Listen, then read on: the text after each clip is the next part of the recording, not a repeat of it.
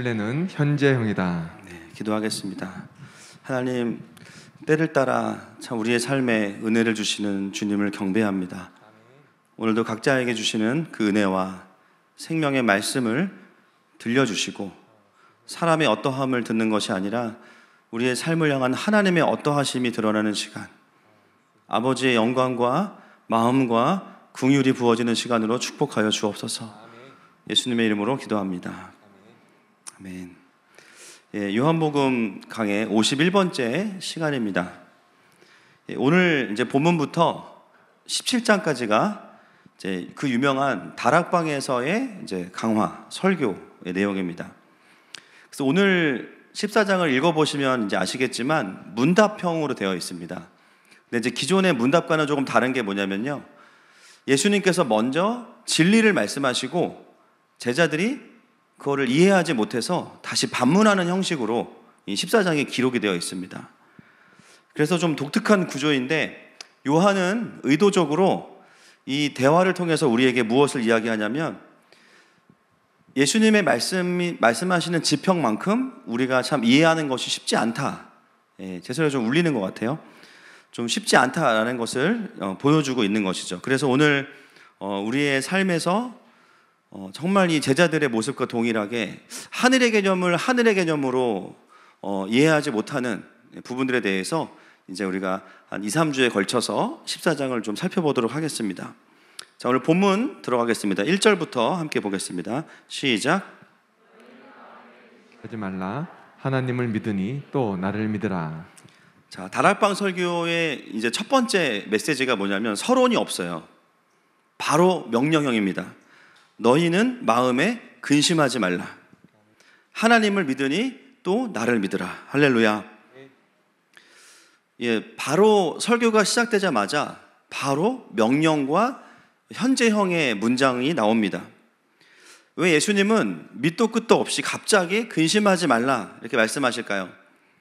그것은 요한복음 13장 33절과 36절 말씀에 이미 우리가 지나온 본문에 이유가 있습니다. 같이 한번 읽어보겠습니다. 시작. 작은 자들아, 내가 아직 잠시 너희와 함께 있겠노라.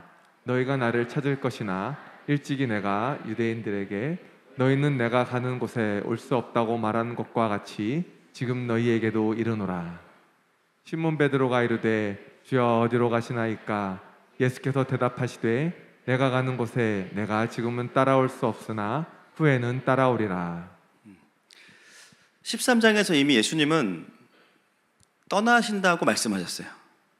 그래서 사실은 갑자기가 아니라 제자들은 이미 13장부터 얼굴이 흘러내리고 있습니다. 이미 마음에 근심이 있어요. 예수님께서 끝까지 사랑하시겠다고 말씀하시고서는 발 한 번씩 그냥 씻어주시고 이제 가시겠다는 거예요. 그리고 심지어 13장 마지막에 보면 그 수제자를 자청하는 베드로마저도 예수님을 3번 부인할 것이라고 예수님 말씀하십니다. 그러니까 제자들 공동체 분위기가 좋았을까요? 우울했을까요? 굉장히 약간 지금 분위기가 약간 우울한데 너무 배가 부르시죠? 그죠? 그 약간 이 우울함이 아니라 다른 우울함인 거예요. 그러니까 쉽게 말하면 이 근심하다는 단어가 근심하다로 번역했지만 더 정확한 원어에 가까운 단어가 사실은 요즘에 최근은 아니지만 나왔습니다. 어떤 단어냐면 멘붕입니다. 멘붕. 이 원어로 근심하다가 멘붕이란 단어예요. 그래서 만약에 성경을 다시 번역하려면 제자들아 멘붕에 빠지지 말아라 이렇게 번역하는 게 원어에 가깝습니다. 단순히 그냥 염려가 되고 두려운 수준이 아니라 완전히 멘탈이 나간 거예요. 그냥. 왜냐하면 예수님의 부재는 제자들에게 있어서는 어떤 것과 같냐면 하나님의 부재와 동일하기 때문이에요. 여러분, 우리가 하나님 열심히 섬기고 믿는데 주님이 사라지신다 생각해 보세요. 이제는 기도도 할 수 없고 의지할 만한 분이 없고 내 힘으로 살아가야 되는 거예요. 제자들은 예수님께서 떠나신다는 이야기를 들을 때부터 어떤 고민들을 시작했을까요? 예수님이 가시면 이제 우리는 어떻게 되는 걸까? 불안하고, 또 한 가지는 그동안 내 삶을 다 올인해서 예수님을 따라왔는데 마치 우리를 버리시는 것 같은 느낌이죠. 배신감. 그리고 유대인들이 우리를 이제 예수님 때문에 그냥 놔두었지만 예수님이 안 계시면 우리는 유대인들에게 이제는 큰일 나겠구나. 두려움. 종합적으로 멘붕입니다. 그래서 예수님은 이미 13장에서부터 제자들의 표정과 마음의 변화를 보고 계셨어요. 그래서 사실 갑자기가 아니에요. 여러분, 부부싸움 할 때 항상 부부싸움이 커지는 단어가 뭡니까? 갑자기입니다. 특히 형제들, 갑자기 아내가 화를 내죠. 그래서 말합니다. 왜 갑자기 화를 내? 근데 그 갑자기라는 말이 아내를 더 열받게 해요. 왜냐하면 갑자기가 아니에요.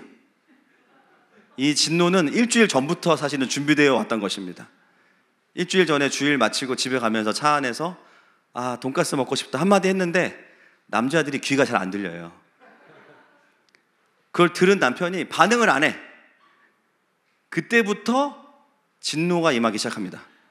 일주일 동안 차곡차곡 진노의 잔이 채워지고, 그리고 오늘 터지는 거예요. 갑자기예요? 아니에요? 아니에요. 이미 그리고 그 일주일 동안 이 아내들은 사인을 줬어요. 나 곧 터질 거야. 그거를 약하게 줬어. 그러니까 남자들 또 귀가 안 들려. 못 알아듣습니다. 결국은 어떻게 돼? 진노의 잔이 쏟아지게 됩니다. 그래서 갑자기가 아니에요, 사실은. 여러분, 예수님은 사실 갑자기 말씀하신 것 같지만 요한복음을 쭉 살펴보면 떠나실 것에 대해서 계속 이야기하셨어요. 맞습니까? 예수님은 갑자기가 아니에요. 그러나 제자들은 그 말을 귀담아 듣지 않았기 때문에 갑자기 들려오는 메시지가, 예수님께서 우리를 떠나신다라는 메시지가 들려오면서부터 실질적인 고민과 근심이 시작이 된 것이죠. 자, 그래서 바로 이어서 말씀하시는 게 뭐냐면, 너희는 마음에 근심하지 말라. 그 다음 1절 한번 띄워주세요. 시작. 하나님을 믿으니 또 나를 믿으라. 네, 하나님을 믿으니 또 나를 믿으라. 이 문장은 직설법인데요, 현재형이면서도 명령형입니다. 그러니까 번역을 두 가지로 할 수 있다는 것이죠. 만약에 현재형으로 번역하면 너희는 하나님을 신뢰하고 있고 또 나를 신뢰하고 있다로 번역이 되고요, 또 명령형으로 번역하면 오늘 본문과 같이 하나님을 믿으니 또 나를 믿으라, 이렇게 번역이 됩니다. 여러분, 오늘 설교의 제목이 믿음을 현재 위에 세우라는 것입니다. 우리가 멘붕에 빠지지 않고 믿음 위에 살아가는 삶을 어떻게 현재형으로 유지할 수 있을까요? 그것은 나의 믿음 없음을 향하여서 하나님에 대한 선하심과 일하심을 선포하고 명령하는 것입니다. 그 믿음의 선포가 우리를 믿음의 현재성 위에 살아가게 하는 것이죠. 제자들에게 있어서 예수님이 떠나신다는 것은 하나님 나라가 사라지는 것인데 정서적으로 되게 두렵고 불안한 거예요. 근데 그런 제자들을 향해서 예수님은 어떻게 말씀하시냐면 설명해 주시는 게 아니라 명령하십니다. 하나님을 믿고 또 나를 신뢰해라. 물론 그 뒤에 그 이유들을 말씀하시지만 일단 예수님은 어떻게 하시냐면요, 제자들의 근심의 흐름을 끊어버리시는 거예요. 여러분, 세상에서 또 우리 마음속에 들어오는 수많은 근심과 염려와 두려움들이 있습니다. 그것을 어떻게 끊어낼 수 있습니까? 모든 상황을 다스리시는 하나님을 향한 신뢰를 선포하는 것입니다. 여러분, 이 근심이라는 것은 꼬리에 꼬리를 물어요. 맞죠? 여러분, 염려가 하나만 있고 그냥 사라지세요? 아니면 계속 그게 깊어집니까? 그리고 사단이 주는 염려는요, 우리가 연약한 부분에 염려를 집어넣기 때문에 그냥 가만히 있는 게 아니라 자꾸 뭐가 붙냐면 이자가 붙어요. 어제는 5만 원인데 오늘은 20만 원. 근데 이게 달리가 아니고 복리로 붙어. 일주일 지나면 눈덩이처럼 커져 있어요. 그래서 근심은 어떤 역할을 하냐면 우리로 하여금 동굴을 파고 들어가게 만듭니다. 동굴을 파고 동굴만 파는 게 아니라 바닥을 또 파요. 그래서 파고 들어가서 150m 안반수를 만나요. 근데 거기서 끝나는 게 아니에요. 더 파고 들어갑니다. 그래서 지구의 멘틀까지 뚫고 들어가요. 내해까지 들어갑니다. 그리고 어디까지 가냐? 지옥까지 내려가는 거예요. 근심이라는 걸 우리를 어디로 끌고 가냐면 다 죽어야 되는 거예요. 다. 나도 죽어야 되고 저 사람도 죽어야 되고 모든 상황을 다 그냥 부정하게 만드는 것이 근심이에요. 오늘 그렇게 사망으로 내려가고 있는 제자들의 근심을 향하여서 예수님은 설명하시지 않고요, 선포로 그 근심을 끊어버리십니다. 할렐루야. 일단 근심을 멈춰라. 너희는 마음에 근심하지 말라. 하나님을 믿고 또 나를 믿으라. 사실 이 명령은 굉장히 가혹할 정도로 큰 믿음을 필요로 합니다. 왜냐하면 이 상황은요, 그냥 지나갈 만한 일이 아니에요. 예수님이 떠나신다잖아요. 이건 있을 수 없는 일이죠. 제자들의 인생을 놓고 보면 망한 거예요. 제자들이 가질 수 있는 불안 요소 중에 가장 큰 불안 요소입니다. 다른 건 다 괜찮은데 예수님이 안 계신 것은 상상할 수 없는 일인 거예요. 그런데 그 상황을 말씀하신 예수님께서 직접 예수님을 다시 신뢰하라고 말씀하십니다. 그래서 이 명령은 사실은 믿음을 사용해야 되는 말씀입니다. 여러분, 우리의 신앙생활을 돌아보면요, 여러 가지 상황인 것 같은데 결국은 어떤 싸움이냐면 믿음의 싸움이에요. 믿음의 싸움입니다. 왜 믿음을 지키기 어렵냐? 예수님의 부재라고 느끼기 때문이에요. 마치 지금 내 삶에는 예수님이 안 도와주시는 것 같고, 예수님이 일하시지 않는 것 같고, 그런 삶을 보면서 그분의 선하심을 믿는 것이 쉽지 않은 거예요.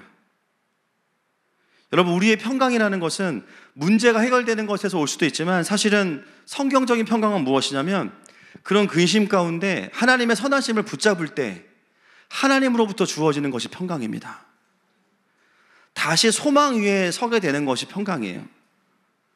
그래서 신앙생활 하다가 참 희한한 게 뭐냐면, 분명히 내가 얼마 전까지만 해도 되게 믿음이 좋았어. 은혜도 받고 헌신도 하고, 헌신하는 게 힘들지도 않고 기쁘고, 하나님의 일하심이 또 보여. 막 사역을 하면 주님 일하시고 막 가정의 변화가 있는데요, 어느 순간 그 기반이 흔들리면서 다른 기반 위에 서 있게 되는데 이 기반이 없어요.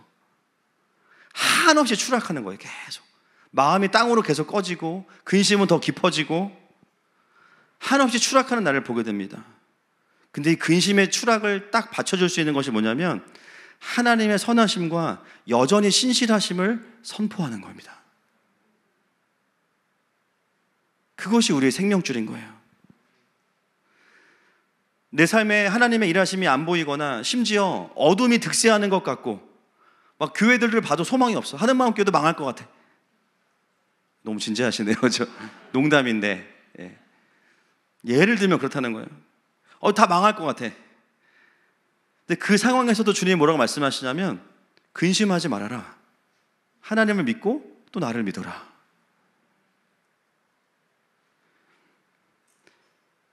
여러분, 어쩌면 우리에게 어떤 부분, 어떤 영역에서는요, 하나님께서 통치하시지 않는 것 같아서 믿음의 고백이 안 드려지는 영역들이 있어요. 나는 하나님은 믿어요. 우리는 다 아니까 믿는데 우리 가정에서 하나님께서 일하실 것 같지 않아. 나는 하나님은 믿는데 우리 회사에서는 하나님께서 일하실 것 같지 않아. 나는 하나님은 믿는데 우리 교회에서는 하나님께서 일하실 것 같지 않아. 나는 열방을 구원하시는 하나님을 믿는데 우리나라는 구원하실 것 같지 않아. 내가 보기에는요, 주님이 어떤 분이냐면 제자로 불러놓으시고 떠나가신 거예요. 오늘 그 멘붕의 마음, 근심의 마음을 향해서 예수님 말씀하시는 거예요. 너희는 마음에 근심하지 말아라. 하나님을 믿고 또 나를 믿어라. 이게 어떤 거냐면 현재형이라는 게 현재형. 여러분, 우리의 믿음은 과거형이어서만은 안 됩니다. 맞습니까? 또 언젠간 믿음이 생기겠지. 이것만도 아니에요. 믿음은, 따라합시다. 믿음은 현재형이다. 현재형이에요. 오늘 주일 아침에 이제 교회 오려고 밥 먹는데 저랑 이제 아들 셋이 밥 먹고 아내는 씻고 있었어요. 둘이 얘기하는 게 너무 웃겼어요. 저희 둘째가 뭐라 그러냐면은 자기가 옛날 기억이 떠오른다는 거예요. 9살짜리가 자기가 준이층에서 키즈 예배할 때가 있었대요. 그때가 좋았지 막 이러고 있는 거예요. 야, 지금은 안 좋아? 제가 그랬어요. 밥을 또 먹더라고요, 조용히. 여러분, 믿음은 현재형입니다. 맞습니까? 근데 그 현재의 믿음을 회복할 수 있는 것은 상황이 바뀌어서가 아니에요. 나의 영을 향하여서 하나님에 대한 신뢰와 믿음이 선포될 때입니다. 그 믿음의 선포가 우리를 다시 부르심과 소망 위에 세우는 거예요. 여러분, 오늘이 그날이 되기를 축복합니다. 나에게 낙심을 가져오고 허망함을 가져오는 모든 일들이 대하여서 믿음으로 선포하십시오. 여러분의 이름을 넣어서 저는 저한테 선포할 거예요. 성모가 하나님을 믿고 예수님을 믿어. 여러분, 여러분의 이름을 넣어서 한번 선포합시다. 다 준비됐습니까? 누구야? 하나님을 믿고 또 예수님을 믿어. 준비됐나요? 시작.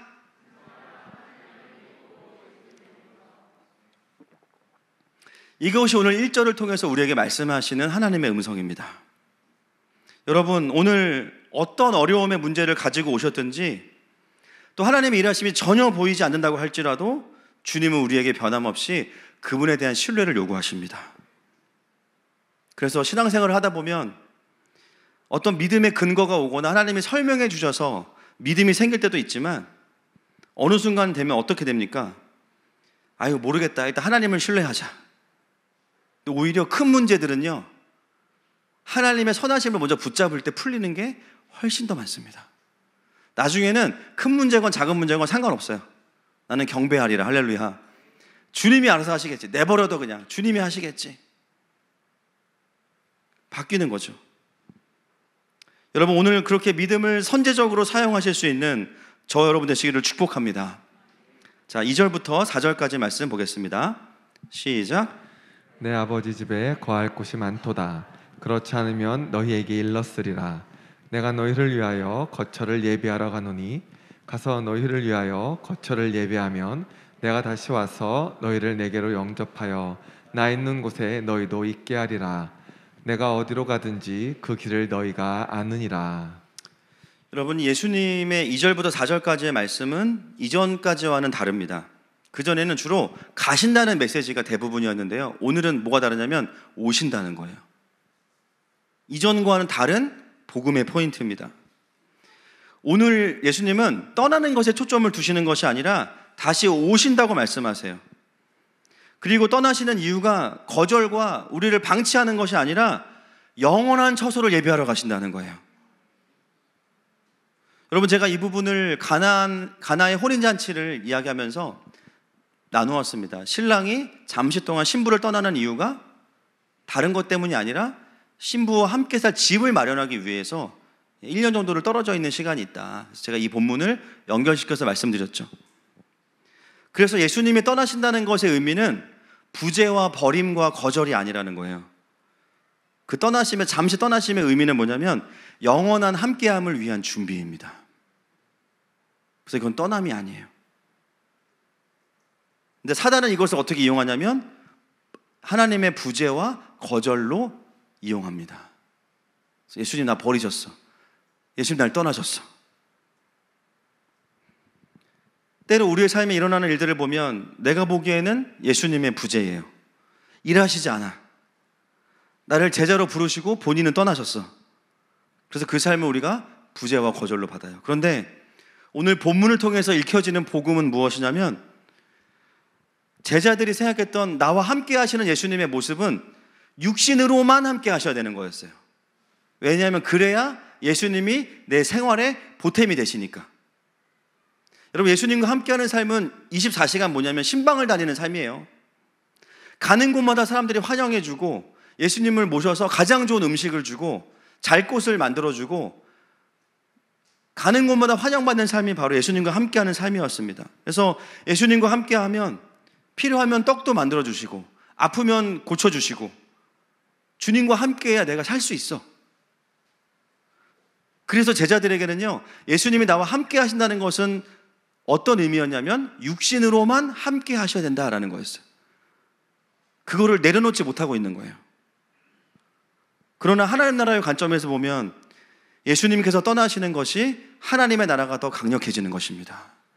예수님이 떠나셔야만 성령님께서 오십니다. 그분이 죽으셔야만 십자가의 복음이 완성됩니다. 제자들의 관점은요, 계속해서 땅의 관점이고 육신의 관점에서 예수님을 붙잡고자 했던 거예요. 여러분, 이런 본문을 읽으면서 우리가 어떻게 적용할 수 있을까요? 하나님의 일하심이 내 삶 가운데 보이지 않을 때 나는 어떻게 반응하고 있는지를 점검할 필요가 있습니다. 내가 원하는 대로 하나님 일하시지 않는다고 느껴질 때 내가 어떻게 반응하고 있는지를 보면 나의 상태가 보여요. 아, 주님이 안 도와주시는구나, 나한테 관심이 없구나, 이렇게 반응하는 것이 아니라, 아, 내가 보이진 않지만 더 강력한 하나님의 나라가 준비되고 있구나. 할렐루야.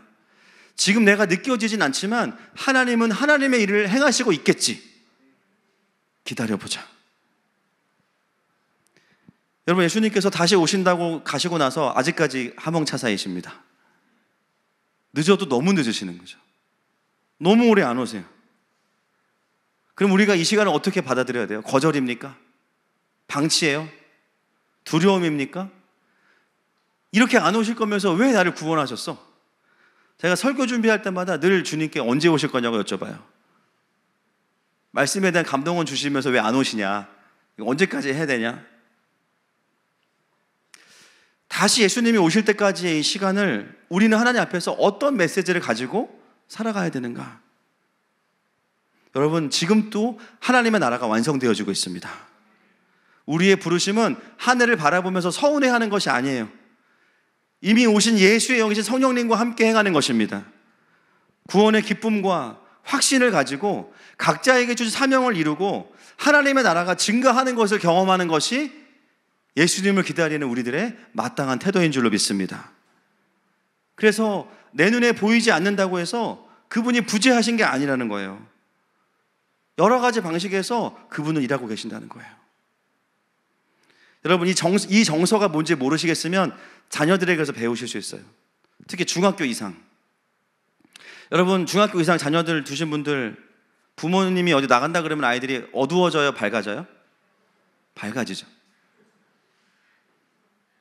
4박 5일 단기 성경 한다 그러면 어떻게 돼요? 부모님의 부재는 하나님의 임재, 에덴의 시작.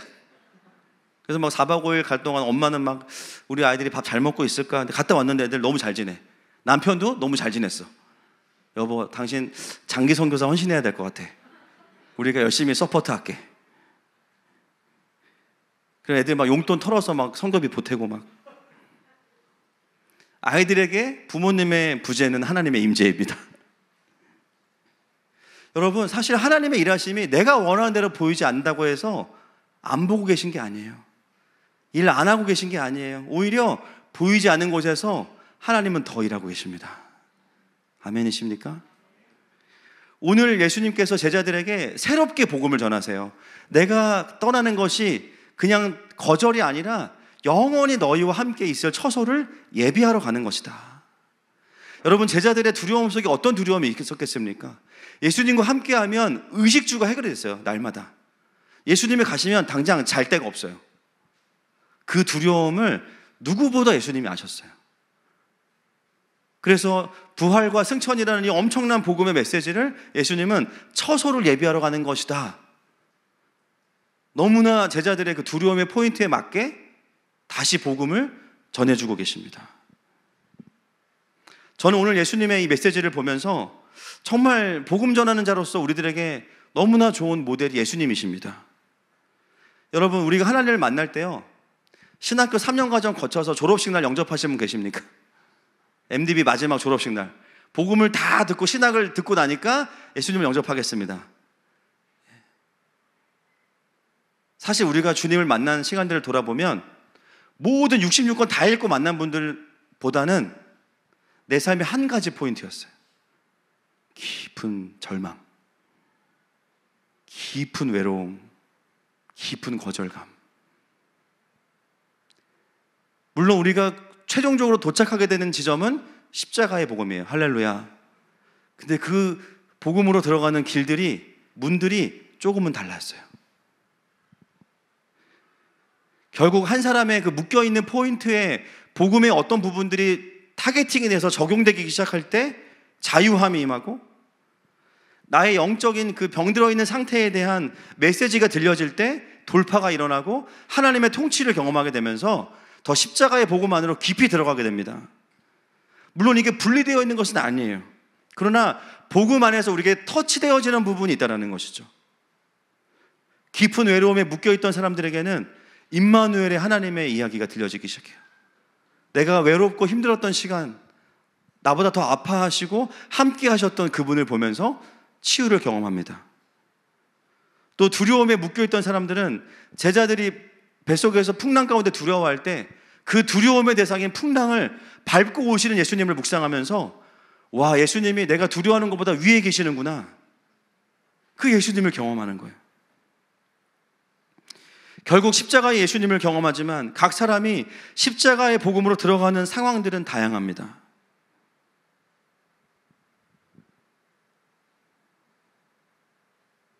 그래서 어떤 묶임이나 상함에서부터 들려졌던 복음이 결국 우리를 완전히 십자가의 복음 앞으로 가게 만드는 것이죠. 여러분, 십자가의 복음이 우리를 모든 죄에서 자유케 하셨습니다. 그래서 우리는 어떤 복음 전도자가 되어야 되냐면 어떤 영혼을 만나든지 간에 이 사람이 어떤 지점에 복음이 필요한지가 분별될 수 있기를 축복합니다. 그래서 우리가 막 10시간 강의해서 영접시키는 게 아니라 그 사람의 그 영적인 묶이는 부분을 향하여서 복음을 선포해 줄 때 도시 안에 수많은 자들이 예수님을 만나게 될 것입니다. 4절 말씀 넘어가겠습니다. 시작. 내가 어디로 가는지 그 길을 너희가 아느니라. 이것도 현재형입니다. 이미 예수님은 어디로 가는지 충분히 말씀하셨다는 거예요. 이미 너희들이 들을 만큼 들었다, 알고 있다, 충분히 말씀하셨다. 자, 그런데 도마가 이제 그 진리에 대해서 반문하는 거죠. 5절 말씀 읽겠습니다. 시작. 도마가 이르되 주여 주께서 어디로 가시는지 우리가 알지 못하거늘 그 길을 어찌 알겠사옵나이까. 도마는 안다고 합니까? 모른다고 합니까? 모른다고요. 예수님은 말했다고 하고 도마는 모른다고 하고 누가 틀린 거예요? 누가 틀린 겁니까? 도마가 틀려. 선배 예수님이 말씀 안 하셨는데 말했다고 거짓말 하시겠어요? 그렇죠? 말했는데 도마가 귀가 약한 거예요. 또 알아듣지 못한 겁니다. 여러분, 이제 앞으로 뒤에 나오는 빌립이나 가롯이 아닌 유다를 보면서 느끼는 것은 뭐냐면 예수님이 이미 다 말씀하셨거든요. 근데 알아듣지 못해요. 왜 못 알아듣느냐? 하늘의 개념을 땅의 개념으로만 이해하려고 하기 때문입니다. 오늘 길에 대한 메시지, 어디로 가신다고 하시니까 도마는요 지극히 현실적인 사람인 거예요. 주님, 주소를 가르쳐 주세요. 내비게이션 찍어서 쫓아가게. 그러나 그것은 땅에 있는 어떤 집 주소가 아니잖아요. 영적인 진리를 도마는 땅의 개념과 다큐의 개념으로 받아버린 겁니다. 하늘의 개념을 땅의 개념으로 이해하려고 했어요. 여러분, 사실 우리도 때로는 우리의 고민의 대부분은 주님이 이미 다 말씀하셨습니다. 동의하십니까? 사실은 다 말씀하셨어요. 거의 다. 그런데 우리가 어떻게 반응할 때가 있냐면 내 입장에서 모르겠다라고 반응할 때가 있어요. 진짜로 모르겠으니까, 이해가 안 되니까. 사실 보면 성경에 거의 다 원리들이 나와 있습니다. 그래서 우리가 말씀 앞에서 집중해서 성령의 감동하심을 통해서 말씀을 보다 보면 생각보다 많은 부분의 고민들이 하나님의 말씀과 음성 앞에서 해결되는 것을 경험하게 돼요. 그때마다 우리가 느끼는 것이 있어요. 아, 내가 생각보다 하나님과의 채널이 넓지 않구나. 또 많은 부분들이 가려져 있어서 아무리 하나님께서 말씀하셔도 내가 못 듣고 있구나. 근데 시간이 지날 때마다 하나씩 하나씩 깨닫게 해주실 때가 있는 거죠. 결국 도마는 주소를 가르쳐달라고 이야기하는데 주님이 그것에 대해서 더 강력한 진리를 말씀하시는 게 6절 말씀입니다. 같이 보겠습니다. 시작. 예수께서 이르시되 내가 곧 길이요 진리요 생명이니 나로 말미암지 않고는 아버지께로 올 자가 없느니라. 아멘. 이 말씀이 이 문맥에서 나온 겁니다. 원어로 보면 길이요 진리요 생명이다. 각자의 단어 앞에 정관사가 붙어 있습니다. 그러니까 정확히 번역하면 내가 곧 그 길이요, 내가 곧 그 진리요, 내가 곧 그 생명이다. 여러 진리가 있는데 그 중에 하나가 아닙니다. 유일한 길, 유일한 진리, 유일한 생명, 바로 예수 그리스도. 여러분, 사단은요, 이 세상에서 여러 개의 길이 있는 것처럼 보여줘요. 되게 화려해 보이고 좋아 보여요. 거기에 진리가 있어 보이고 생명이 있어 보여요. 그러나 오늘 예수님 말씀하시는 것은 내가 곧 그 길이요 그 진리요 생명이기 때문에 내가 아니고서는 아버지께로 갈 자가 없다. 여러분, 이 세상을 살아가는 수많은 사람들이 돈의 마음을 빼앗기고 명예의 마음을 빼앗긴 것처럼 보이지만, 쾌락을 쫓는 것처럼 보이지만, 사실 모든 사람들은 아버지를 원하고 있습니다. 자기가 무엇으로 만족할 수 있는지를 모르기 때문에 다른 것들을 찾고 있을 뿐이에요. 그래서 예수님이 아닌 다른 길들이 있는 것처럼 말합니다. 자아를 실현해봐. 네가 원하는 대로 살아봐. 행복할 거야. 마치 그게 진리인 것처럼 느껴지고 생명인 것처럼 느껴지는데, 그대로 살아보니까 진리가 아니고요, 묶여요. 생명이 아니고요, 허무해요. 내가 원하는 대로 살고 있는데 왜 행복하지 않지? 내 마음대로 살고 있는데 왜 행복하지 않지? 돈이 어느 정도 있으면 행복할 것 같았는데 왜 행복하지 않지? 왜냐하면 그 길이 아니기 때문입니다. 다른 길로 가고 있기 때문이에요. 오늘 이 6절 말씀도 현재형이에요. 나는 이다입니다. 나는 이다. 현재형은 불변하는 진리를 나타내는 헬라어의 형식이죠. 예수님은 과거의 한때의 길과 진리와 생명이 아니십니다. 미래의 어느 시점에 이르러서야 도달되는 진리도 아니에요. 그분은 과거와 현재와 미래를 관통하는 살아있는 길과 진리와 생명이십니다. 그래서 도마에게, 또 제자들에게 진짜 구원의 길이 무엇인지를 말씀하시는 거예요.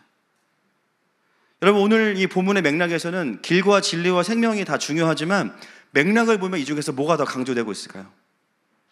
길입니다. 길. 도마도 길을 물어봤어요.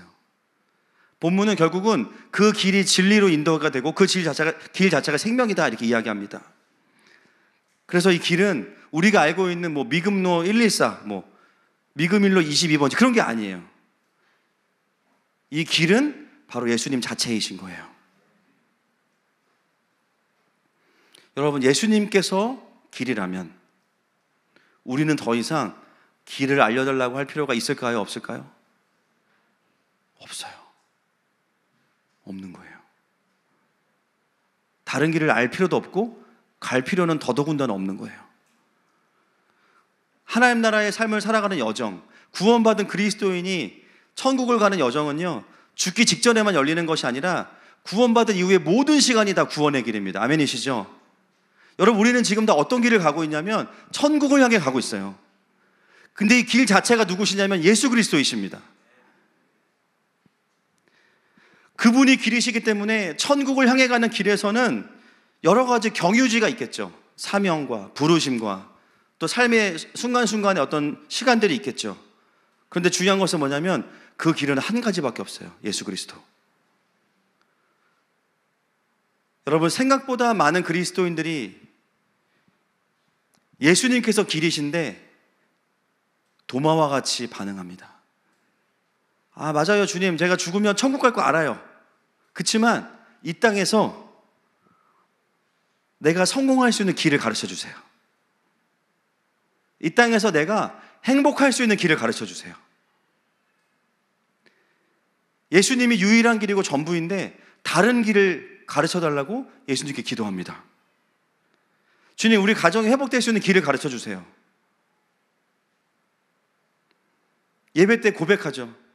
주님은 길과 진리 생명, 나는 오직 믿음으로 살리. One way, 착착착, Jesus. 찬양 막 해. 그리고 기도할 때는 다른 길을 가르쳐 달래요, 주님한테. 주님 헷갈리는 거예요. 어떤 게 네 고백이냐? 내가 길이라며. 왜 다른 길을 또 가르쳐 달라고 그러지? 어디에 내가 반응을 해야 되지? 이 길은 왕복이 아닙니다. 편도입니다. 가면 올 수 없어요. 그리고 유일한 길이에요. 아멘이십니까? 다른 길이 없어요. 많은 분들이 다원주의와 싸우면서 예수 외에 구원자가 있다 그러면 다 십자가에 못 박아라 막 그러죠. 그 싸움 자체도 진짜 유치한 싸움이에요. 사실은 너무 당연한 거잖아요. 여러분, 진짜 다원주의는 그거는 드러난 다원주의고 교회 안에 수많은 다원주의자들이 있습니다. 예수님이 길인데 다른 길을 구하는 자들. 예수님이 진리이고 생명인데 삶을 살아가는 다른 진리와 다른 생명을 구하는 사람들. 동일하게 다원주의예요. 우리는 도마를 바라보면서 의심이 많구나, 현실적이구나. 근데 그 도마가 누구냐면 우리입니다.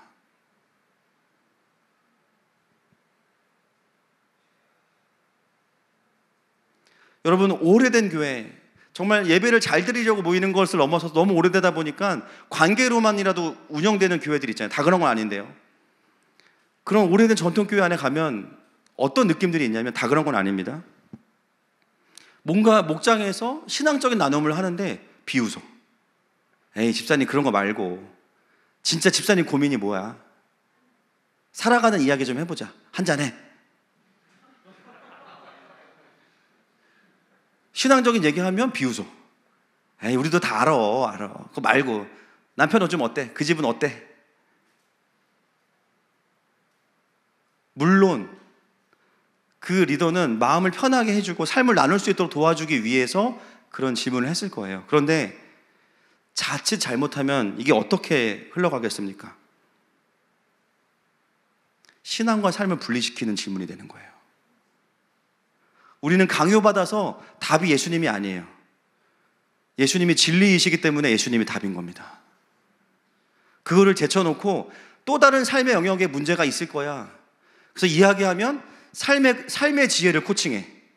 부부 사이에 뭐 이렇게 해봐 저렇게 해봐. 한 번은 가능하지. 한 번은. 진짜 회복은 없습니다. 유일한 길은 예수님이시기 때문에. 어느 순간 그리스도인들이 종교인이 되는 시점이 언제냐면 신앙과 삶을 분리하기 시작하는 거예요. 삶의 결론도 예수 그리스도여야 되는데 이건 교회에서만 적용하고 삶에서는 아무런 도움이 안 돼. 예수님께서 예수님을 제쳐놓고 자녀 양육, 예수님을 제쳐놓고 부부의 연합, 예수님을 제쳐놓고 직장생활. 이미 신앙과 삶이 분리, 하나님의 통치가 없는 거죠. 사실은 삶에. 종교인입니다. 종교인, 다원주의자.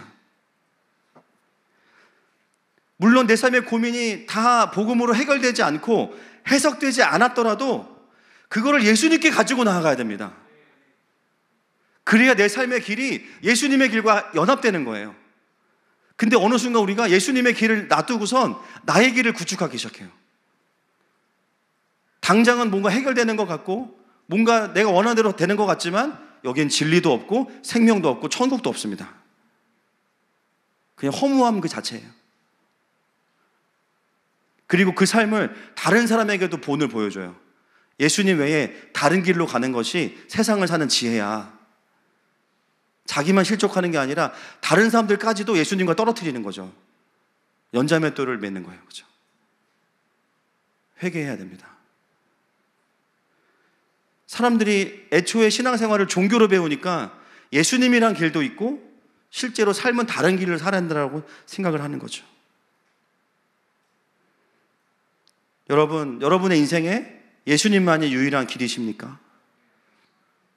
예수님만이 유일한 길이십니까? 그렇다면 우리는 삶 속에서 날마다 진리를 경험하고 자유케 될 겁니다. 만약에 내가 가는 길이 예수님의 길이라면 어떤 상황 속에도 생명을 경험하게 됩니다. 그것이 예수님의 길을 걸어가는 자들에게 주님께서 주시는 확증이요 은혜입니다. 그러므로 예수님을 인생의 길로 삼는다는 것은 무엇을 의미하냐면 결국은 그분의 뜻을 구하고 그 뜻 앞에 순종하는 거예요. 어디 예수님 어디 이렇게 밟고 지나가는 게 아니라 망령되게 그게 아니라 예수님의 뜻을 선택하는 게 그분의 길을 가는 거예요. 그분 앞에 머무르는 것이 그분의 길을 가는 거예요. 그리고 그 이상의 생각을 넘어가지 않는 것이 그분의 길을 가는 거예요. 오늘 속사람학교 간증을 한 우리 효진자매, 속사람학교 하면서 어떤 일이 있었냐면요, 자기가 이제 다니는 직장이 5평인가 밖에 안 되는 그 좁은 곳에 5명이 근무를 한대요. 옆에 팀장님, 앞에 뭐 동료 있고 해서 아무것도 못 한대요. 이렇게 이제. 근데 자기가 어느 순간 일하다가 내가 왜 여기에 있어야 할까? 좀 더 좋은 데로 갈 수도 있는데 여기 내가 왜 있어야 되지? 이런 의문이 들면서 너무 힘들더래. 여기 있는 게 큰 의미가 없어 보이고 뭐 미래가 밝은 것도 아닌 것 같고. 근데 이 효진 자매가 어떤 마음을 받았냐면 그 직장의 어떠함과 상관없이 하나님이 거기로 자기를 부르셨다는 걸 확인한 거예요. 그렇다면 이 또한 내가 결정하지 말고 여기서 하나님께서 뭔가 원하시는 포인트가 있겠지. 그러면 내가 그냥 순종하고 머무르자. 주님이 때가 되면 옮겨주시겠지. 근데 일주일 있다가 저한테 와서 간증을 하는 거예요. 목사님, 저 잘렸어요. 할렐루야. 계약 해지. 여러분, 잘렸다는 말을 그렇게 기쁘게 경배와 함께하는 전 처음 들어봤습니다. 남들이 보기에는 실직자예요. 근데 간증이에요. 할렐루야. 이게 왜 간증인지 우리는 아는 거예요. 그렇죠? 여러분, 계약 해지라는 말은 뭐냐면 하나님의 시험을 패스한 겁니다. 그냥 하나님이 그 마음 받으시려고 그냥 기다리셨던 거예요. 하나님 우리 고생시키는 게 목적이 아니에요. 모든 스테이지마다 하나님께서 보기 원하시는 반응과 우리의 태도가 있어요. 아멘이십니까? 그것이 하나님의 마음에 딱 합해졌을 때 오케이, 다음 스테이지 다 끝나는 거예요. 너 거기서 그냥 고생 좀 해봐라. 이게 하나님의 뜻이 아니에요. 우리를 성장시켜 가시고 우리를 그 시간을 통해서 회복시켜 가시기 원하시는 하나님께 다루시는 포인트가 있어요. 그게 제가 늘 말씀드리는 레슨 포인트, 그레이스 포인트입니다. 또는 돌파 포인트. 그 지점을 딱 주님과 딱 함께 했을 때 느끼는 기쁨이 있어요. 아, 내가 광야를 돌지 않고 곧장 내가 패스했구나. 할렐루야. 모르겠어요. 지금도 아마 실직 상태로 저는 알고 있습니다. 네. 주님이 다음 진로를 어떻게 인도하실지 모르겠어요. 뭐 취집을 가게 하실지 모르겠는데 축복합니다. 취집 모르세요? 그죠? 취업과 시집을 합친 말인데. 여러분, 우리의 삶에서 중요한 것은 조금 더 나은 환경으로 가는 것이 아니에요. 조금 더 편한 자리로 가는 게 아닙니다. 그냥 매 순간 그분이 우리의 길이신 거예요. 주님 말씀하시면 그냥 거기에 머무르는 것이 그분을 나의 길로 인정하는 유일한 삶의 반응입니다. 있으라면 있고 떠나라면 떠나는 거. 왜 있어야 되냐? 어디로 떠나야 되냐? 저기가 더 좋아 보인다. 너무 그렇게 하면 너무 신앙생활이 피곤해지는 거예요. 주님이 다른 데 갈 수가 없어. 설명해 주려면 내 옆에만 계셔야 돼. 그죠? 그러니까 주님이 선택하실 방법은 침묵이라니까요. 아니, 냅둬 그냥. 우리 혼자 어떻게 돼요? 삐졌다가 주님을 용서했다가 헌신했다가 또 삐졌다가 주님을 용서했다가. 주님이 이거를 함께 하기에 너무 피곤하시니까 그냥 약간 사회적 거리두기 하시는 거예요. 우리를 미워하시는 것도 아니야. 아이고, 아들아 또 그러는구나. 지켜보시는 거죠. 예수님께서 말씀하시는 것에 순종하는 것이 그분의 길을 따라가는 겁니다. 참 신기한 것은 수많은 길들이 있는데요, 그 길이 아닌 다른 길들은 되게 화려해 보이고 넓고 편해 보여요. 근데 예수님의 길은 일단 후져요. 그렇죠? 그리고 굉장히 좁아요. 협착합니다. 누가 봐도 가고 싶지 않은 길이에요. 근데 그 길이 진리고 그 길이 생명이에요. 할렐루야. 안정을 추구하는 사람들 너무나 많습니다. 그래서 어떻게 하면 안정적인 직장을 들어갈 것이냐. 제가 늘 말씀드리지만 우리는 일용직입니다. 내일 내가 살아있을지 나도 몰라요. 정년이 뭐 100살이다. 좋죠. 100살까지 살 수 있냐는 이 말입니다. 제 말은. 결국 우리는 하루하루 사는 것이죠. 아멘이십니까?